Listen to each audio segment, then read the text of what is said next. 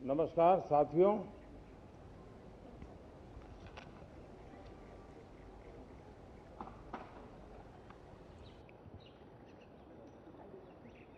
शीतकालीन सत्र है और माहौल भी शीत ही रहेगा।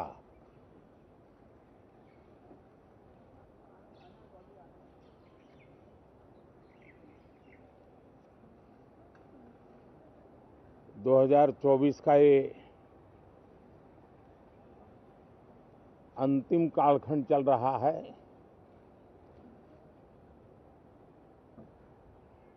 देश पूरे उमंग और उत्साह के साथ 2025 के स्वागत की तैयारी में भी लगा हुआ है। साथियों, संसद का ये सत्र अनेक प्रकार से विशेष है और सबसे बड़ी बात है हमारे संविधान के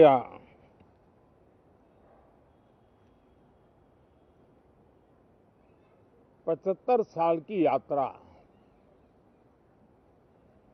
75वें साल में उसका प्रवेश, ये अपने आप में लोकतंत्र के लिए एक बहुत ही उज्जवल अवसर है। और कल संविधान सदन में सब मिलकर के इस संविधान के 75वें वर्ष की उसके उत्सव की मिलकर के शुरुआत करेंगे।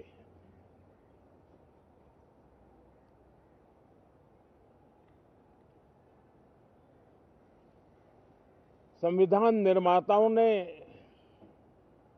संविधान निर्माण करते समय एक एक बिंदु पर बहुत विस्तार से बहस की है और तब जाकर के ऐसा उत्तम दस्तावेज हमें प्राप्त हुआ है। और उसकी एक महत्वपूर्ण इकाई है हमारी संसद। हमारे सांसद भी और हमारी संसद भी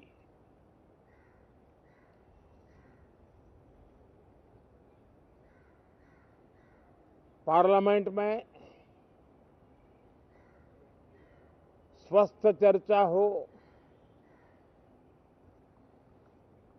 ज्यादा से ज्यादा लोग चर्चा में अपना योगदान दें। दुर्भाग्य से कुछ लोगों ने अपने राजनीतिक स्वार्थ के लिए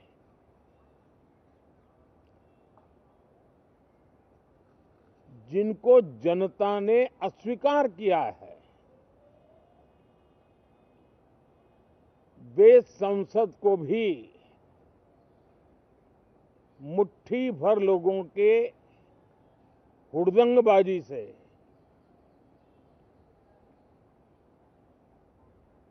कंट्रोल करने का लगातार प्रयास कर रहे हैं। उनका अपना मकसद तो संसद की गतिविधि को रोकने से ज्यादा सफल नहीं होता है और देश की जनता उनके सारे व्यवहारों को काउंट करती है और जब समय आता है तो सजा भी देती है। लेकिन सबसे ज्यादा पीड़ा की बात यह है कि जो नए सांसद होते हैं, नए विचार, नई ऊर्जा लेकर के आते हैं और ये किसी एक दल में नहीं, सभी दल में आते हैं। उनके अधिकारों को कुछ लोग दबोच देते हैं। सदन में बोलने का उनको अवसर तक नहीं मिलता है। लोकतांत्रिक परंपरा में हर पीढ़ी का काम है आने वाली पीढ़ियों को तैयार करे, लेकिन 80-80, 90-90 बार जनता ने जिनको लगातार नकार दिया है, वे न संसद में चर्चा होने देते हैं, न लोकतंत्र की भावना का सम्मान करते हैं, न ही वह लोगों की आकांक्षाओं का कोई महत्व समझते हैं, उनका उसके प्रति कोई दायित्व है वो कोई समझ पाते हैं। और उसका परिणाम है वो जनता की उम्मीदों पर कभी भी खरे नहीं उतरते हैं और परिणाम स्वरूप जनता को बार बार उनको रिजेक्ट करना पड़ रहा है। साथियों, ये सदन लोकतंत्र की 2024 के पार्लियामेंट के चुनाव के बाद देश की जनता को अपने अपने राज्यों में कुछ स्थानों पर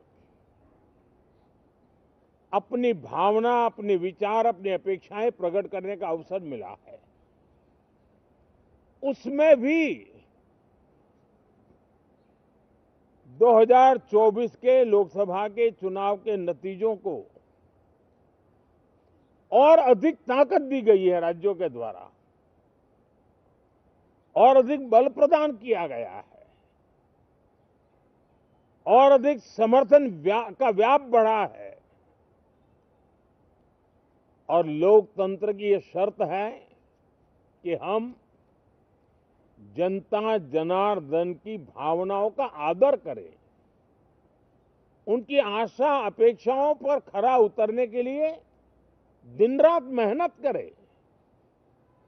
मैं बार बार खास करके विपक्ष के साथियों से आग्रह करता रहा हूं,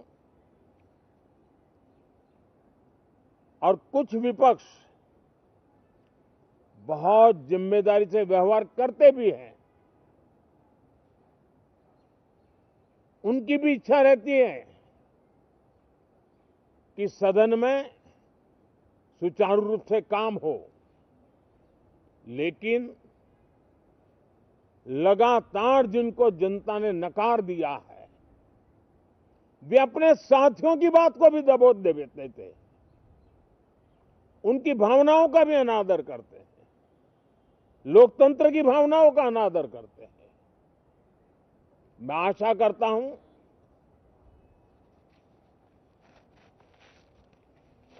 कि हमारे नए साथियों को अवसर मिले।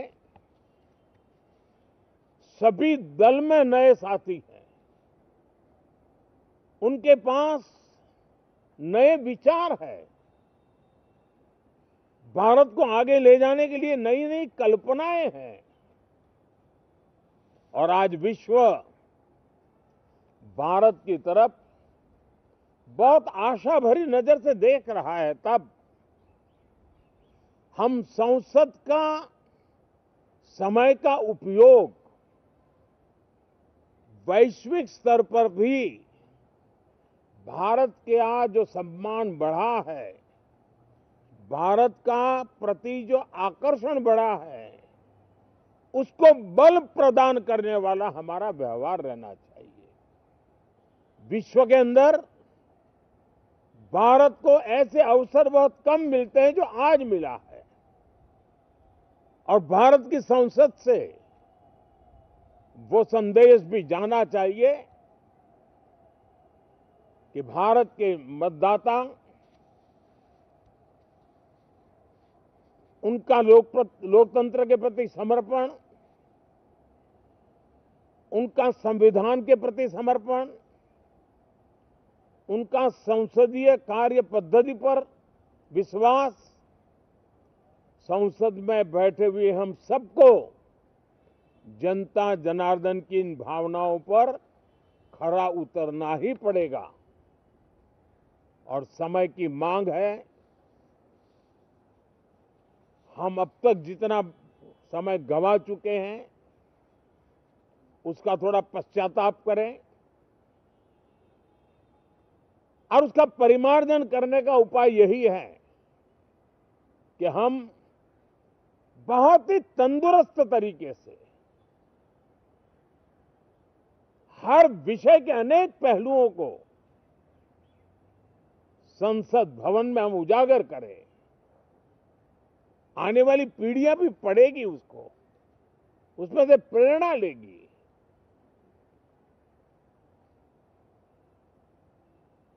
मैं आशा करता हूं कि ये सत्र बहुत ही परिणामकारी हो, संविधान के 75वें वर्ष की शान को बढ़ाने वाला हो,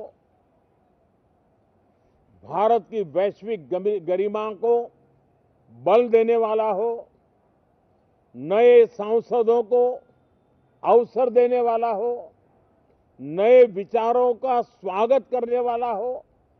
इसी भावना के साथ मैं फिर एक बार सभी माननीय सांसदों को उमंग और उत्साह के साथ इस सत्र को आगे बढ़ाने के लिए निमंत्रित करता हूं, स्वागत करता हूं। आप सब साथियों का भी बहुत बहुत धन्यवाद। नमस्कार।